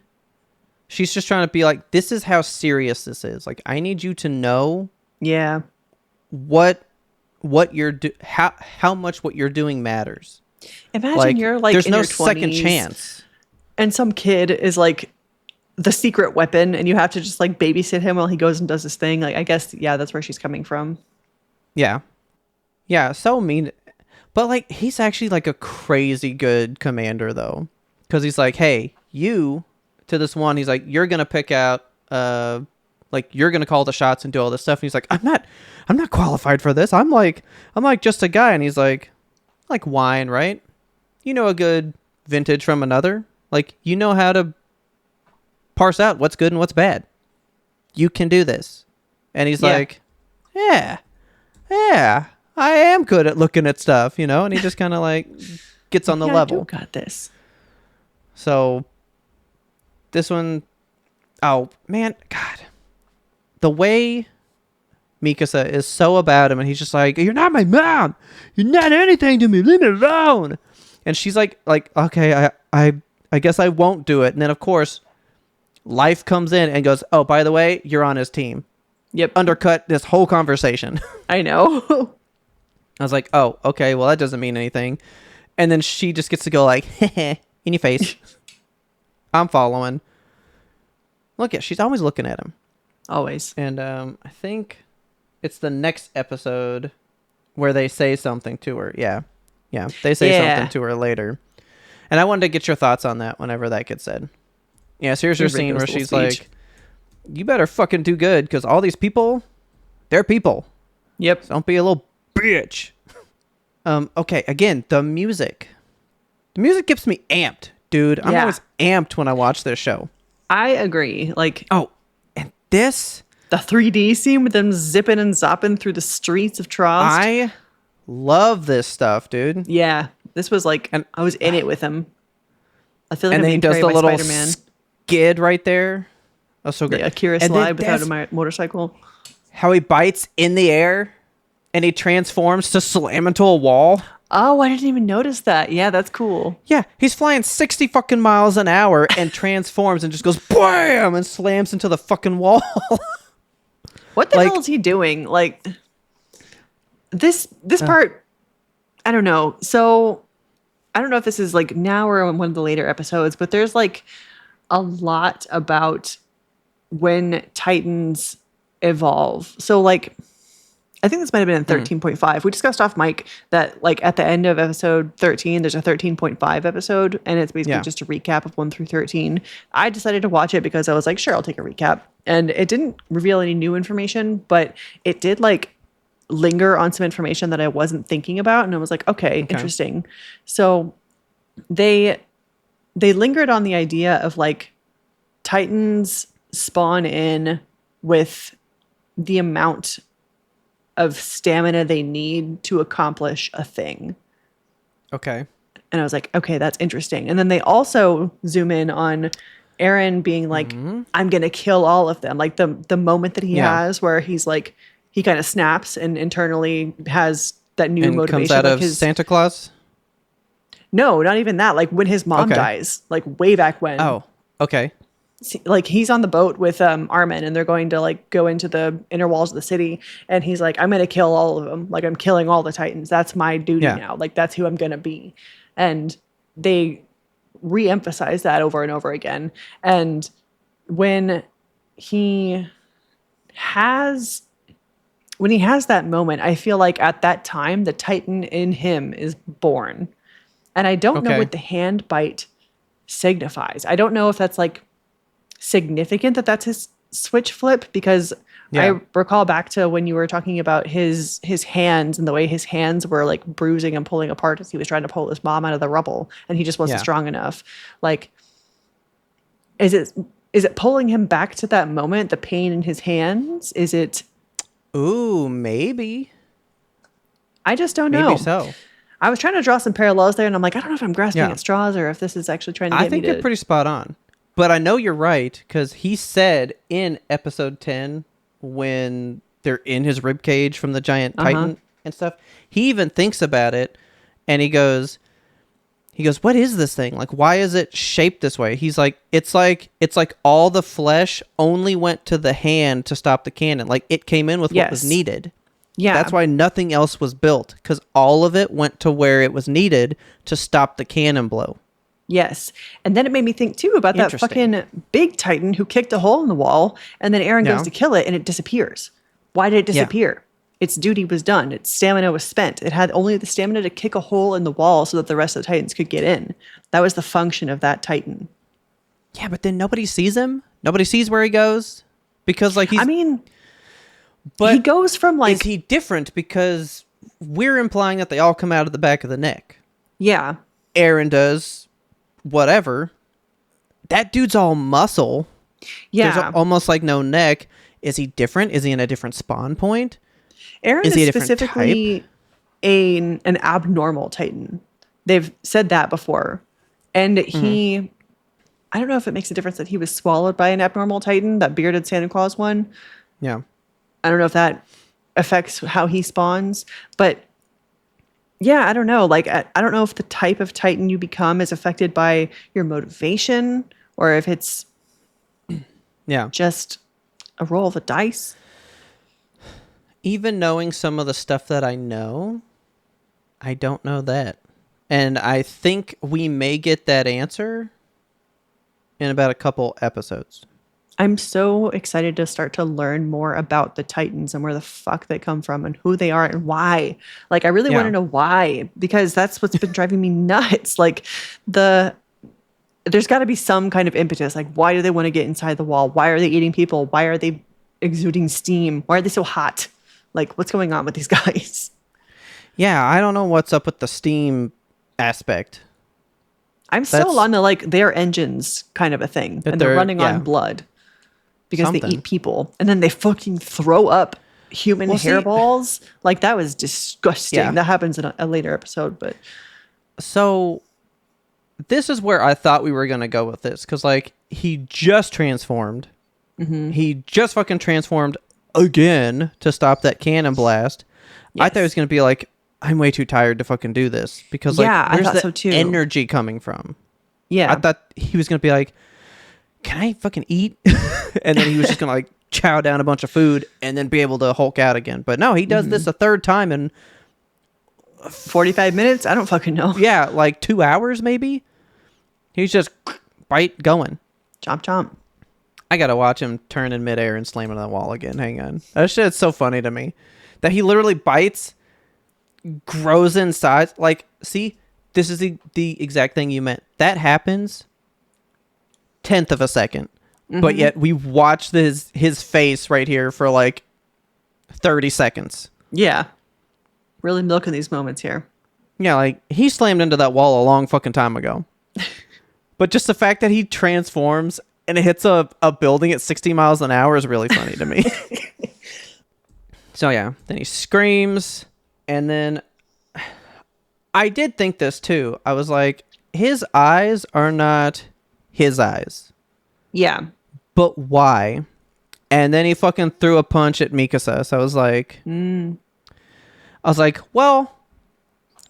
okay, he's punching at her because remember how adamant he was? I don't want you here on this mission. I thought he was trying to chase her away. Okay. I was like, because we have this whole scene here, like the entire next episode, basically episode 12. He's just out of control, and they're trying to figure out why and how to get him back. Yeah. And I didn't really get a lot of explanation on that still. It just felt like he was like, I'm sleepy. I want to do it. I'm a comfy blanket. I don't want to. But that's another thing. Like, I just woke up from a dream part of the song. Yeah. Like, he's in his little Titan reverie. Like, he's in his blankie. He's warm. He can't move his arms because he's in the blankie. So here's my first note on this one. I said, stop hitting yourself. Stop hitting yourself. Because he punches himself in the fucking face and rips his own jaw off. Face. It's pretty bad. Yeah, because then I wrote down, tongue was gnarly. This lolled out tongue is gross. Yeah, that was sending me like it's really just all over the place. Yeah. I was genuinely surprised that he punched himself in the face. I was like, what the fuck, dude? I know. I had to rewind it because I was like, that didn't just happen. And he blasts his hands apart. Like, yeah, his hands are gone. So yeah, they basically just failed the mission. So they're like, I guess we got to figure out something else. Yeah. And then one of them says to Mikasa, go save the man you love. Yes. Because like they were all going to leave somewhere, and she gives them the fucking most hardcore look. And he's like, actually, I know that the mission's a bust, but he is irreplaceable. We are all expendable. They can make more of us. We can't make another guy that turns into a Titan. So we actually do need to save him. So we're going to run interference. You go save the man you love. Like, try to figure out how to get him out of there. And she's like, oh, I don't feel, she blushes. I don't know. I don't like him. I just follow him around everywhere. That's all. So do you think she loves him? Do you think this is a love thing? Or is it just this, that's the only family, like, is it like a familial love? Like, no, I think it's he's devotion. Literally my person. I wouldn't have a family. I wouldn't be alive without him. Yeah, I think that maybe a love, like a romantic love, might be blooming without her realizing it because they're teenagers. Like, sure. I think that in her mind, it is strictly like a Chewbacca life debt. Like, she's like, I'm going to follow this man to the ends of the earth. He helped me. Now it's my turn to repay that favor a million times over throughout the rest of his life. And Fair enough. I mean, you spend your whole life following somebody around, you might start to feel some type of way about them. And maybe she doesn't notice that until somebody outside of them points it out. Yeah. What do you think about this little tiny bald one? Disgusting. I hate this guy. I hate the little ones, man. Little homunculus guys. They're so gross.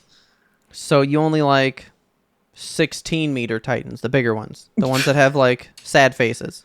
I don't even like them either. I don't like any Titan. I like Aaron. That's it. I like Aaron. What about the Colossal? He's all muscly and I mean, yeah, weird he was looking. kind of cool. I don't like his teeth. What about Armored Titan? He's cool. He's got the 18-pack abs. That guy. Yeah. He looks like Yeah, he's fucking Optimus Prime. He's great. So yeah, he's just like in there going like, I'm just not into it. I want to Just don't want to do anything. I'm just going to take a nap on the ground. Look at that tongue. Gross. Yeah, so they even go like, how come he's not regenerating? Like, how come everything that had happened previously is not happening right now? I do love that don't Armin understand. springs into action here. He's like, I got to go figure out what's wrong with my friend. And he zoops over there and just jumps down and is immediately like, well, I know he's in there, so sword time. Dude, I loved that. He was like, okay, like reciting like where to cut. And he's like, okay, it's 10 centimeters in, this far. As long as I avoid the center, I don't kill him. But he stabbed him through the arm. Right through the arm. Like, way to go, Armin. Yeah, he still fucked him up. I don't think it was intentional, right? Like, I feel like he was trying to No. cut him out, but then he realizes, like, oops, stabbed him. Like, now that he's confident and he loves his friends, he's like, I'm a badass now. I'll just fucking hang on to Aaron Yeager and get bucked I can around. do anything. Yeah, he stabs him pretty darn good. So, Yeah, he does. yeah, I mean, the entire episode is really just them trying to C-section Aaron out of there and, figure out, let's get this Titan back on his feet. Yeah, get him out of his funk. What do you feel about this scenario that he's dreaming here? Like, it seems pretty average, just his mom and Mikasa doing dishes and his dad sitting at the table reading a newspaper. See, that's the thing. None of them move, really. Like, when they look at him, that's it. And his dad never flips a page. Yeah. So it's like, There's his mom with the golden eyes. I mean, I did love that scene because I thought it was really cool how, like, Armin's, like, banging on the window to his mind, trying to, like, get his attention. I just thought it was cool. Yeah.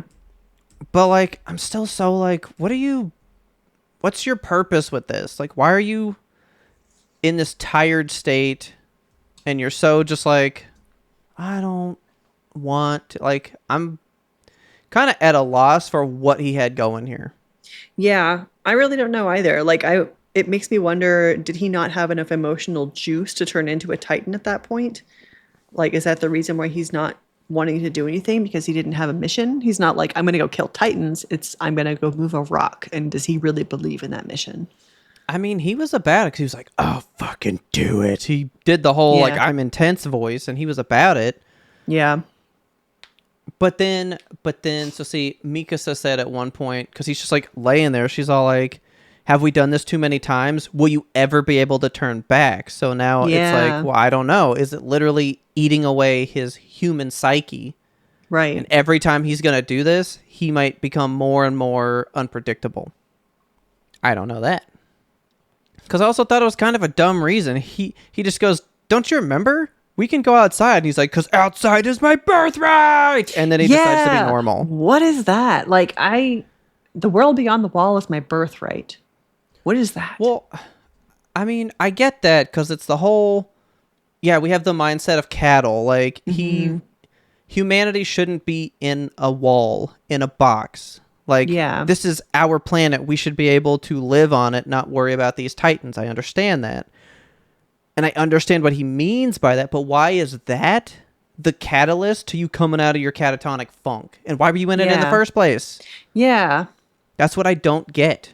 Like, I get what that means to him, but I don't get what that means to his Titan control. Right. But maybe it's like you said, it's just the fieriness because now he's all fired up and then he decides to get up. Yeah. But he was excited for the mission. Like he was ready to do it. I wonder if it was like true excitement or just a facade that he was putting on, like a brave face, to say like, I am excited. I can do this. Was he psyching himself up without actually psyching himself up? You know what? Let's see what's in here. Of course, this is just Wikipedia. So like, who cares? Grain of salt. Right. That said nothing. Let's see. Why Not to was say that Wikipedia is a Aaron- bad resource for information. It's a bad resource for opinions on anime. Yeah. We couldn't use it reliably for Monster either. Yeah. So why was Aaron unmotivated before moving the rock? While you're looking that up, though, so the whole thing of him moving the rock, episode 13, we get a lot of shots of him like carrying it. Yeah. Did you find something? I mean, it's the AI response. Oh, I don't know. So this says, why does Aaron lose control after he transforms to move the rock? Mm-hmm. Right? I mean, is this basically telling us something later? But it basically just says he was too tired. Like he probably did need to eat some food. So Okay. It's kind of like what I was thinking. He literally just didn't have the capacity. He was not at full mental ability. Okay. Plot-driven reasons says, like you said, well, he's young. He's not sure how to use it yet. But it says fear of failure, his inexperience. Like it could be that he also just didn't believe in himself. His pressure and self-doubt got in the way. Okay. Yeah. Because why would they have a whole scene of Rico talking for like 5 minutes about all the different people that was going to die if he couldn't move the rock? Yeah. I guess that was to overpressure a 15-year-old. Yeah. Okay. All right, fine. I'll get behind that somewhat, sure. That'll work. But episode 13. So we get Aaron gets back on his feet. He's ready to go move a rock now. And the shots of him carrying the big boulder on his shoulders, what does that invoke for you? Oh, that's so much Atlas Yes. carrying the world on his shoulders and shit. Yes. So Big time. I was like, yeah, he's carrying the world on his shoulders. It's very important. Like, of course, Atlas carrying the world. He's carrying his own world because he's trying to save it. Yeah. But then I decided I'm going to look up Atlas because I was like, he was a Titan. Atlas himself. He was a Greek Titan. Yep. So I looked him up, and Atlas was not one of the original Titans. Atlas was the son of a Titan. And each of the Titans represent a different, like, thing, They all had, like, one of them was the god of time. One of them was, like, the god of harvest or whatever. So his dad, Atlas's dad, Iapetus, Okay. he was the, like, progenitor of mankind. So kind of like Noah in the ark. He was like the guy that gave birth to everybody. I guess Noah didn't really give birth to everybody. That's not how that story goes in the Bible. But I was just thinking about that and trying to make some parallels there too. I don't know if I'm, again, pulling shit out of my ass like I am with the pomegranate and Hades and all that. Hey, we loved all that. So I was thinking, Aaron's dad, obviously there's something weird with the key in the basement. And do we feel like Aaron's dad injected him with the Titan juice? Like, is this the experiment? Is he giving birth to a new race of creatures? Did he make the Titans? How do you want me to answer this? Oh, do you know? Like I said, I know some of this show. Okay. Well, I don't know tell that me he injected him with, like, the juice. the sauce. I don't think he created the Titans, no. Okay. I don't think that.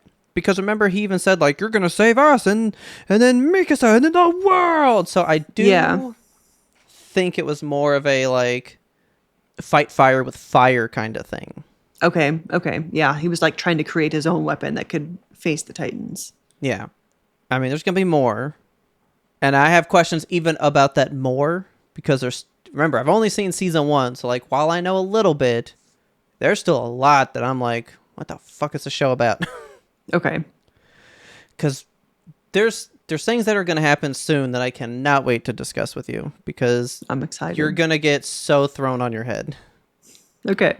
You'll be like, what the fuck? Really? And it's going to change a lot of, like, I still don't really know what's in the cellar. Yeah. Because season 1 didn't show me, and I was like, you know what? Fuck this show. I don't want to watch this. Fuck this. I hate this show. 10 years later, I'm like, well, I kind of want to know what's in there. I'm a little curious. So are you wondering if it's like, because you said like Atlas's dad basically was kind of like the harbor for humanity. Yeah. Are you thinking that Aaron's dad was like the harbinger for like Titans? That's Maybe kind of what I was accidentally thinking. let Titans into the world. Yeah. Lost control, and now he's like, I want to regain that control. Yeah. Was there like a situation before? Because there was obviously some type of greater war, I think maybe even before Aaron was born, wherein like. But that can't be true. Because in a title card, because I read one title card this time, Okay. it says Titans appeared 107 years ago. Oh, yeah. Yeah, that's right. So Aaron's dad couldn't have been there for like the original stuff. Yeah, so they've only been... All right, so we're in the year 845, something like that, and they've been around for 107. So they only showed up in the 7s, you know? Yeah. So we've lived a long time without them. So yeah, what was that first catalyst? Like, there's more history without them than with them. For sure. Much Much to think on. Think of that parallel. I know I kind of skipped this in the last one, but Mr. I want to have the cushy job. Jean. His ODM suit ran out of juice, so he's been hiding from this little tiny dude. And my first note was straight pilfering that dead body for that ODM suit. Yeah. Yeah, because he goes hiding and he's just digging on this dead body. And I think this is the same disgusting little Titan that he's faced before, like the weird Bob. Yeah. And the big ass eyes. So then I wrote this because then he gets the suit on, he starts to run, and he is straight up about to get munched. Yeah. This dude comes at him like Homer Simpson for a chip in space, man. Upside down. He's coming at him. And see that color palette again, right? Yeah. And then I just wrote, dude, on like this girl landing on that neck and pushing him down moments before. Yes. And I just realized that I called her the wrong name in my notes. What is her name? I don't know. I wrote down blonde girl because it's wrote her down and Connie. Anna Liebert. Anna Liebert. Totally see the similarities. One thing I can't see wanted my to say screen, right? about yes, I just see Attack on Titan. You see the show. Yeah, Good. Okay. you Googling. I'm finding her name, but I don't want you to Okay. know stuff about her. Oh, shit, okay. Annie Lionheart. Oh, close enough. Okay. I thought I was pretty close. All right, good. But I one just thing I realized wanted that, to say Liebert. about Aaron's dad, I keep thinking back to Hohenheim, and that's why I keep thinking like there's something fucking evil with this guy. No, Hohenheim was great. He was, a lovely but man. the whole time you're led to think that he's evil. That's true. And What he has if the anime glasses where it shiny What and if shit. it's anti-Hohenheim? What if he's been gone all this time and he is just off doing bad shit? Yeah, he could be. What could if be his out there dad crafting is the bad Titans. guy? What if he's the What if he was- bad guy? What if he was building Aaron to be bad, but Aaron became good in his absence, and now he's like, fuck, my plans are ruined. And then it's dad versus son. What then? Could We don't know get where his intense. dad is, right? Like he's out there. He even says, Dad, where have you been these last 5 years? Yeah. Yeah, because he just left the morning that all that shit started, and he hadn't been back. Where the fuck is this guy? By the way, I love the way he looks carrying this fucking boulder. Yeah, I do too. And to your his point, fucking abs. because I'm glad you brought that up, that they get the energy for the task at hand. Yes. His feet looked different. Like they were normal. They looked charred, right here. So it makes me Okay. wonder if like all the energy and strength is being pushed up to these arms. Yeah, because his feet are pretty gross here. Yeah.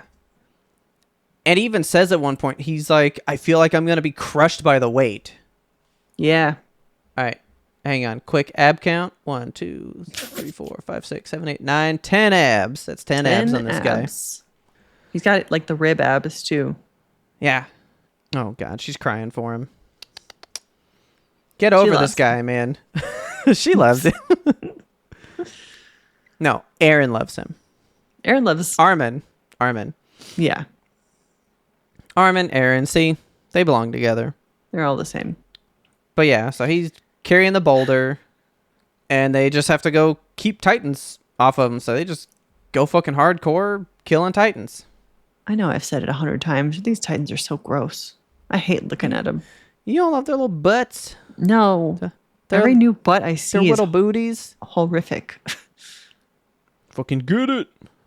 Yeah, I wonder Yeah. why he's just so coherent now. Because he's even got his eyes back. You know? Yeah, he does. He's like on task. Yeah. Was that her? That's not the sexy Titan that's eating people. There was one just like in the background of a shot at one point, and I was like, oh, she's actually a nice one. I don't think I've seen a single Titan that I would describe as sexy.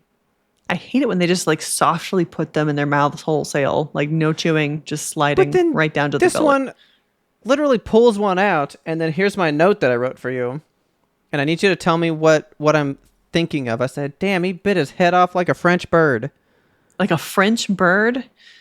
Yeah, you know that food? Oh, It's- gross. It's so bad it's a sin against God, so you have to do it under a napkin. Yeah. Why do you I know was that? like, because I know things. It's from No, I watched Succession. no, it's just a real food. I watched a thing like a long time ago that was like the worst foods you can get across the Oh. globe or whatever, and that one's Yeah. considered so horrible because you drown a supposed to- bird. You eat it underneath a napkin because it's like you can't be seen eating it. Yeah, it's a sin against God, so he's not supposed to see you do it because it's so bad. Why would you eat that? Because the brandy in the lungs is so delicious. I don't The know. only sin against God I want to eat is the fucking death by chocolate cake from Bennigan's, was it? Maybe. I'm gonna tell you the number one that was on that list later because it's bad. Okay. We're not gonna do that here. But so, yeah, he bit his head off like that French bird. That's all I wrote. Because it's exactly that. The body was inside, the head was out. But yeah, he just walks straight to it. They keep him safe, and he slams that fucking rock down. Well, there's one last Titan. They're like, oh no, this one's in the way. And then who comes to the fucking rescue? But Mr. Cape himself. It's Levi. Oh yeah, because they're trying to pull him out. Yeah. Oh yeah. So this was the thing. This was the note. Let me see if I can get the subtitles to display it. It said, I think you have to do, but yeah, it was this title card. History Against the Battle of the Titans Part 1. According to the oldest confirmed record, the Titans first appeared 107 years ago. The majority of mankind was devoured. Yeah. That's nuts. That is nuts. And then History of the Battle Against Titans Part 2. Mankind tried to oppose the Titans using cannons, but due to their vitality, nothing we could do to stop them. Oh yeah, why did they draw this one with like he Just just a looks like a whole- Who from the Grinch? He looks like a Canadian from South Park. And then this was a lot. She was like, "Can't you get him out?" And he's like really on fire. Like he's Yeah, way he's too like hot for me to hot even to the touch. like that sucks. It's gotta suck to be inside a Titan. Like And he's this guy's crooked too, man. I hate him. But he's also like burned on his face. Yeah. Yeah, that sucked. But yeah, your guy shows up, old McCree here. Yeah. Bro, why'd they I draw love that him one so like much. a Who? I don't That's know. great. That Titan's really, really nasty. I hate how Levi looks. I love He looks. His eyes look weird to me, I know. I like him. and he's got so much forehead. I see. You're To the insulting my eyes. boy. I don't like him. I didn't want to like Levi, but he's here and I have a huge crush on him. That's just because of his voice. It might be. It's like 90% the voice, but also the undercut. Yeah. They nailed that Titan to the ground. You see his leg? They sledgehammered in like railroad ties and he's nailed down. So they went and did a cleanup mission. They captured 2 Titans alive. I kind of missed that when I watched it earlier. I did too, actually. Yeah, what the fuck is happening here? Hang on. So they sent the scouting regiment out to clean up the stuff. Oh, that's why they're picking up the names and stuff and all the dead. Oh, right. Okay, Yeah, okay. that would I do make remember sense. this part. Yeah, they kept 1 4-meter and 1 7-meter Titan alive. Yeah. They like pinned them down. That's nasty. 207 soldiers were killed or missing. Dude, 897 injured though. Yeah, that's a lot. That's nuts. So then they're out there like, finding the dead and having to like name who they are and stuff. And this is where you see the Titan And- hairball too. Yeah. I really liked this part because like he gets emotional because he knew this guy. Yeah. And I just love how calm and collected this lady is. And she's like, because this brought up like, you hear about it like in Marvel movies. Like there's, the big fight scene and like all these buildings got destroyed. But who's rebuilding these buildings later? Who's repaving the roads and all that shit?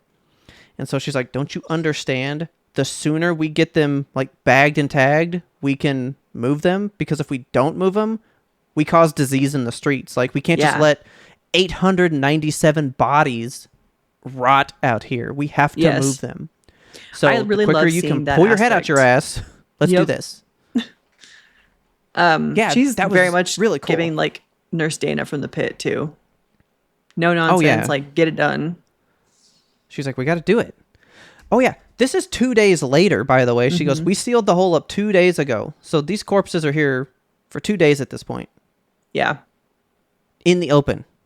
And they're all wearing like Not bandanas good. around their face because of the smell. Yeah. This is a good look at like the after, like, you don't think about those things. You just think about Yeah. the mission at hand and then you move on. But there's always work to do later. Yes, that's the thing though, is like you and I, we think about those things. And I think a lot of our audience does too. Like everyone Yeah. wants to know what happens to the shit that Yeah. the collateral, like, and the fact that they address it here pretty plainly. They're like, okay, we got to identify these bodies, clean them up, move them out. Yeah.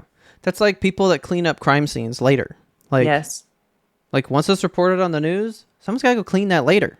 Then you got to resell that apartment, Oh, here's your hairball. So gross. Yeah, so they're like owls. They can't. They only. They don't can have a use the digestive blood. system. Yeah, they just get the blood. So all like matter has to come back out, just like the bones of mice and stuff. Whenever owls eat mice and shit. Yeah. So I was kind of hoping they'd go there. They didn't go there. I was really hoping it was gonna have them like cut it, and then try to start like identifying these bodies. That Because would be how many so bodies much. are in that things? It looks like a lot. Yeah, and how are you gonna know? Yeah, so there's old Annie. She's, feeling bad, doing her stuff. And then it basically ends with the scout regiment interviewing Aaron. He's chained up in this bed in the dungeon. Yeah, And why they're is he in like- prison? I mean, he can turn into a Titan. Yeah.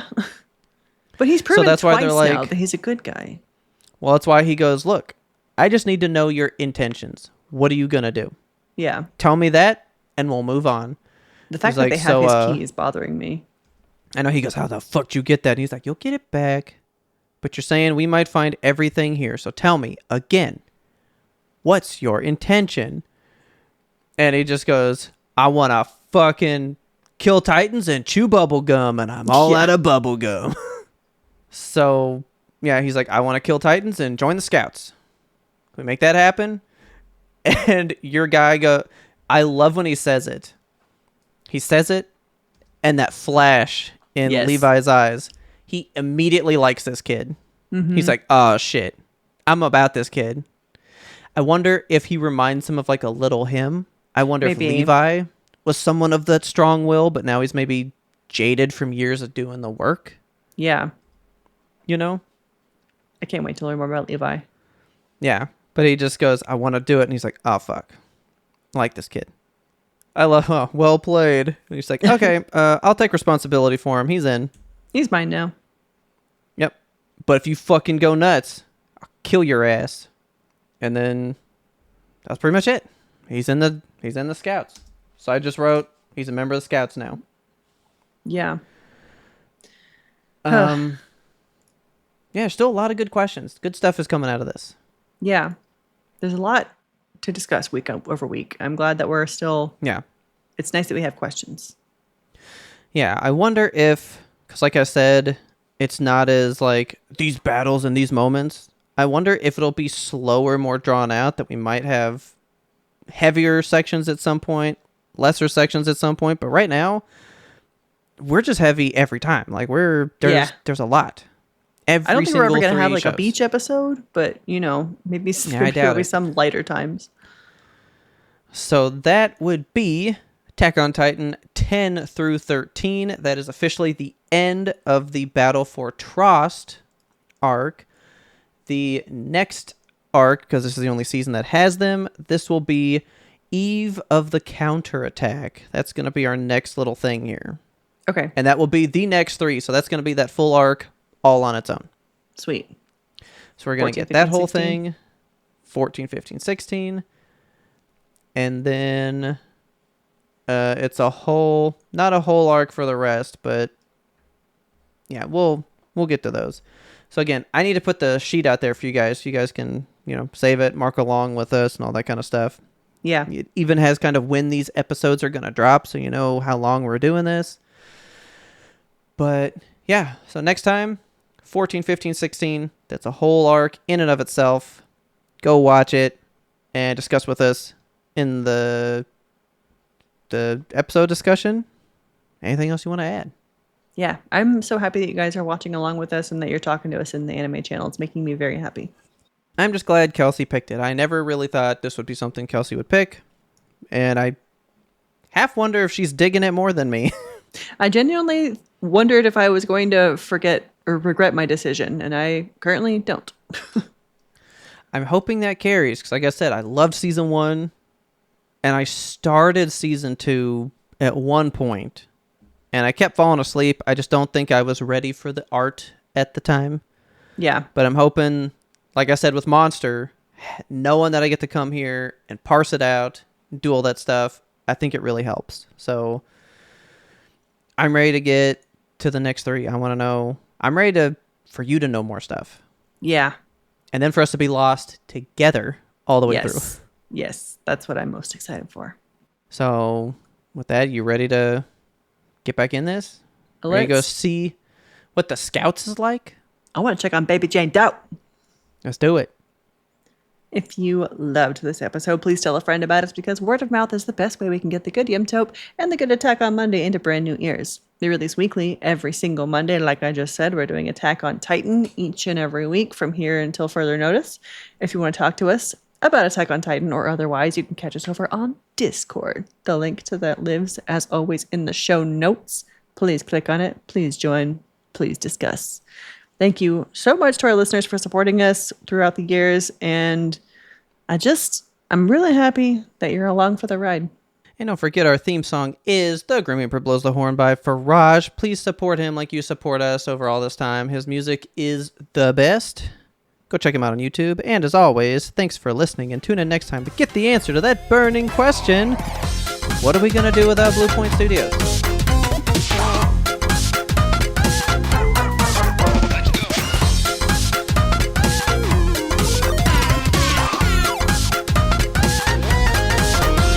But we had one more important sound we wanted you to hear.